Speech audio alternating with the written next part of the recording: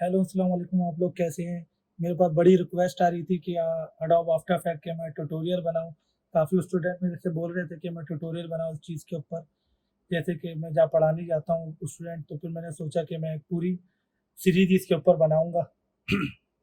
तो आज स्टार्ट करते हैं। बिल्कुल क्विक मैं इंट्रोडक्शन देने वाला हूँ कि एडोब आफ्टर इफेक्ट और प्रीमियर में क्या फ़र्क है।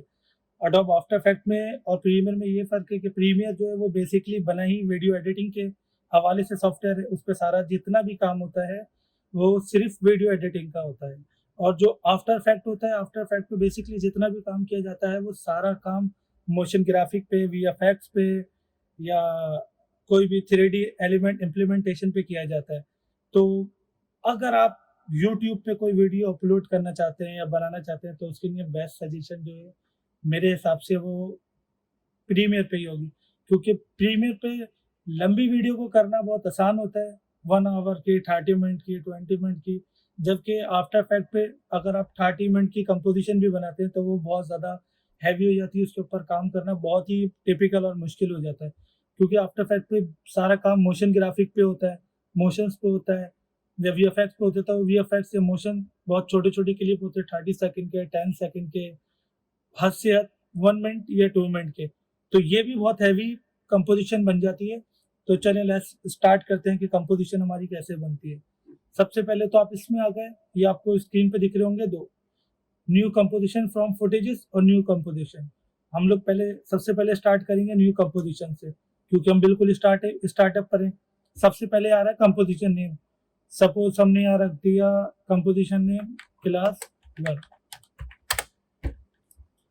अब आ जाता है ये हमारा प्रीसेट। प्रीसेट हमें बेसिकली करना ही एचडी पे काम है, तो हम एचडी टीवी रखेंगे 1080p 25 पर फ्रेम रख रहे हैं, क्योंकि हम बिल्कुल अभी कम उस पर काम करेंगे, एनिमे उस पे वीएफएक्स पे या मोशन पे। तो अब जो साइज होता है वो 90/20 एंड 1080 जो है वो एचडी फुल एचडी साइज है।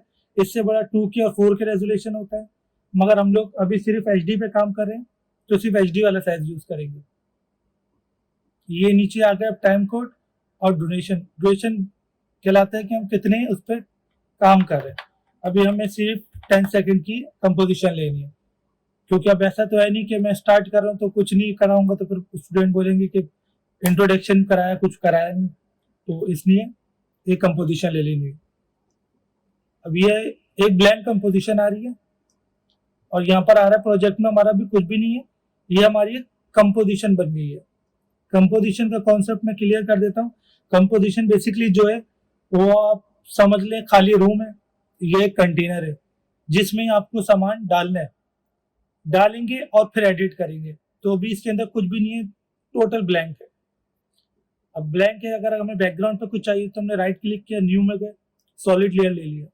सॉलिड लेयर हमारे बैकग्राउंड को यूज करने के लिए ज्यादा यूज करते हैं, तो हमने इसका नाम रख दिया बैकग्राउंड। और कलर हमने अगर सेलेक्ट किया पहले ब्लैक, या अपनी मर्जी से हम चाह रहे हैं व्हाइट, जो भी, खैर मैं ब्लैक चूज करता हूँ, आसानी होती है। ब्लैक किया और यहाँ पर अब हमारे आ रहे हैं 3 ऑप्शन। एक आ रहा है म्यूजिक का, एक हाइंड लेयर का, एक लॉक लेयर का। अभी म्यूजिक तो है नहीं इस लेयर पे, तो हम इसे भी करेंगे लॉक, क्योंकि ताकि ये मूव नहीं हो। अगर मैं अनलॉक कर दूंगा, मैं काम करूंगा तो सेलेक्ट होगी और बार बार मूव होगी। इसे सेंटराइज करने के लिए कंट्रोल अल्टर एफ करेंगे, ये सेंटर में आ जाएगी। अभी हमने इसे कर दिया लॉक। अब हम स्टार्ट करते हैं कोई बिल्कुल बेसिक सी एक छोटी सी एनिमेशन ना। जैसे अभी हम स्टार्ट करते हैं पोजीशन और स्केल और रोटेशन पे काम करेंगे। अब ये हमारे कहलाते हैं शेप्स। बहुत सारे अलग अलग किस्म की शेप, स्टार, पॉलीगॉन, एप्लिक्स, राउंड, रेक्टेंगल। मैं सर्किल ले लूं, ये प्रॉपर एक सर्किल बनाए। अभी आउट हो रहा है, इसको क्लिक किया, कंट्रोल ऑल्ट और होम किया, ये सेंटराइज हो जाएगा इसका एंकर पॉइंट। अब मैं चाह रहा हूं इसको कुछ एनिमेट करना, ये मूव हो। तो अब इसको ड्रैग एंड ड्रॉप करके देखते हैं। शेप की जो प्रीसेट है बेसिकली लेयर या प्रॉपर्टी जिसे हम बोलते हैं। अब उसमें 2 चीजें, एक है कंटेंट। कंटेंट में बिल्कुल डिटेल में कराऊंगा और मगर बाद में कराऊंगा, क्योंकि अभी बिल्कुल स्टार्टअप है। तो अभी हम ट्रांसफॉर्म में आते हैं। ट्रांसफॉर्म बेसिकली एनिमेशन वाले सारे टूल है। अब इसमें एंकर पॉइंट है, पोजीशन है, स्केल है, रोटेशन है और ओपेसिटी है। अब सबसे सिंपल और स्टार्टअप हम करते हैं पोजीशन। पोजीशन यानी कि किसी चीज को मूव करना इधर से उधर।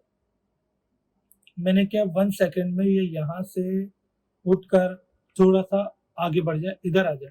और अब आप देख रहे होंगे एक लकीर आ रही है कि हमारी जो है पोजीशन बिल्कुल ऐसी सीधी है। अब इसको हम एक बार प्ले करके देखते हैं स्पेस बार से स्पेस बार दबाएं, प्ले हो गया, ये ऐसे जा रही है स्ट्रेट, यानी कि हमारी एनिमेशन वर्क कर रही है। और अब मैं चाह रहा हूं एक बार ये फिर पीछे आ जाए वापसी, तो हमने इसको ऐसे पकड़ा, दोबारा पीछे लिया है अपनी इसकी वाली जगह पर। अब ये कुछ ऐसा दिखेगा, प्ले करके दिखाई,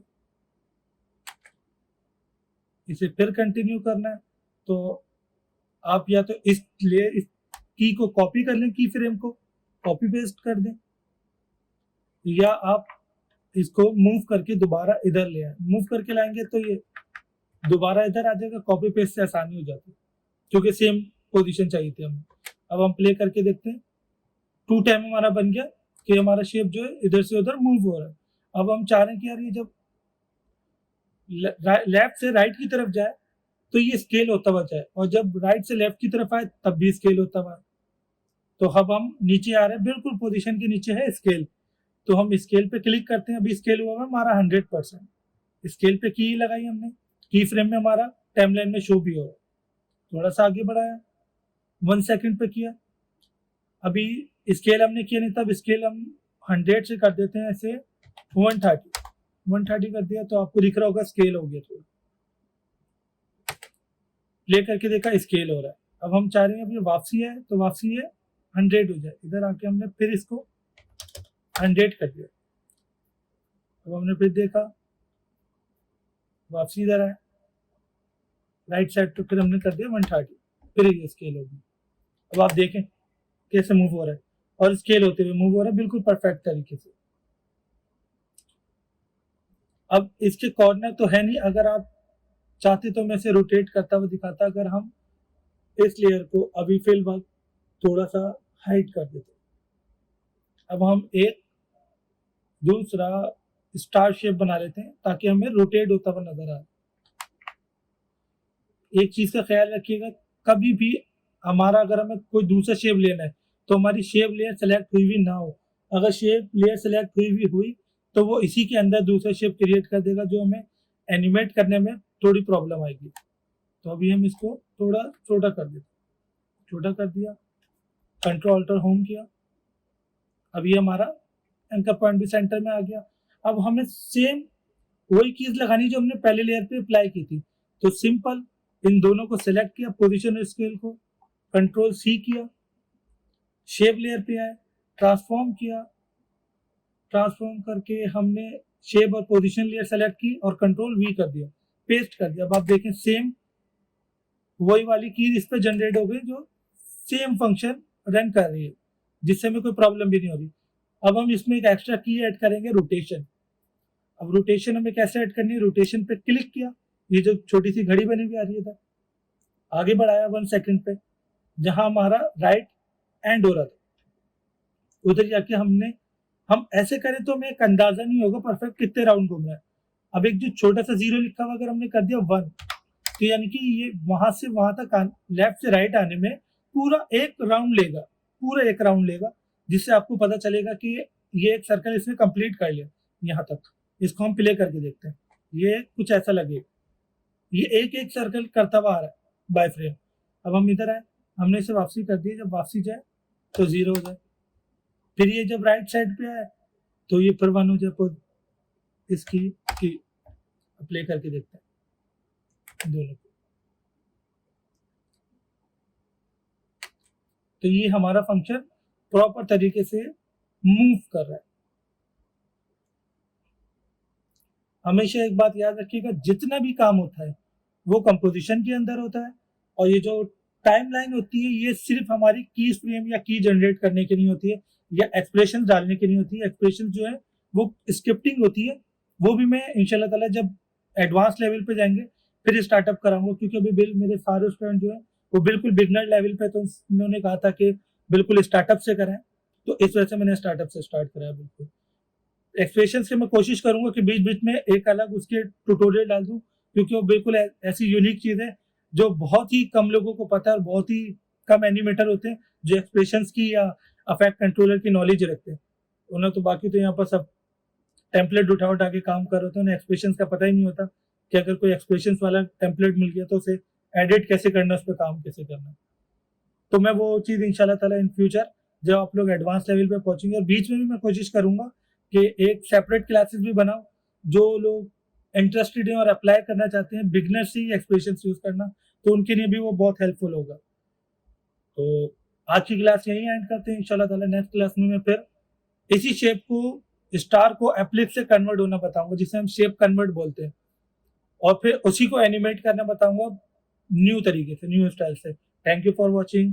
बस लाइक और सब्सक्राइब जरूर कर दिएगा। आई होप आप लोगों को बहुत इंजॉय होगा, बहुत समझ आई होगी। थैंक यू, जज़ाकल्लाह, अल्लाह हाफिज़।